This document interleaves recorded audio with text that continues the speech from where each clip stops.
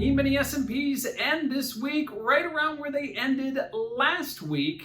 Last Friday, we were hovering right around 4160. We did see some modest gains this morning. We erased those. Obviously, a risk-off theme in the markets across the board, not just in equities, but it really was started over in cryptocurrencies and sort of bled into equities, not allowing equities to see any of those pushes to new highs.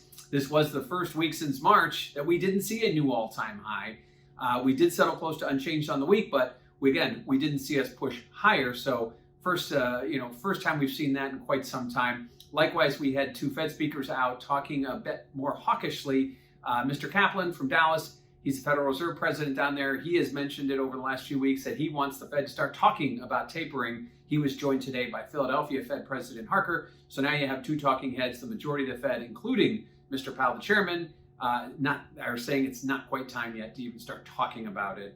And so we'll have to wait and see what happens. But again, laying the groundwork for possibly later on in third quarter, maybe hearing the Fed talk about tapering is right now what's priced in. Certainly not going to hear from them about that at the June FOMC next month. But again, starting to lay the groundwork for what that might look like. And the equity markets right now really aren't reacting to it. They're not going higher, but we're not seeing it crater lower based on what we're hearing from Fed speak at this point.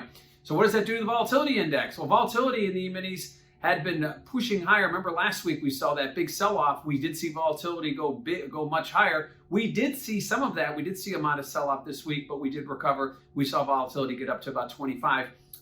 This is the 9th consecutive week, though, that we're going to see a weekly settlement below 20. So clearly, no fear priced in to the equity markets today, at least over the short term. Certainly, that's something to keep an eye on long term, especially if the Fed maybe starts to change their policy or announce a change to their policy. That would certainly throw a wrench in the equities and probably would cause some kind of a sell-off. But at this point, we're not seeing that.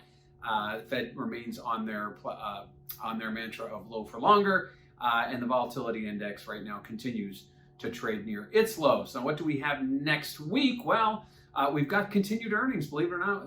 The tail end of it, we get a few big retailers. Likewise, we'll get durable goods. We get the claims numbers. Those will be things to watch. We do get a handful of Fed speakers, but there really is no piece of news. This week, we had the minutes from the April FOMC. Prior to that, you go back, you get employment reports or Fed speakers or chairman speakers or whatever. We don't get that next week.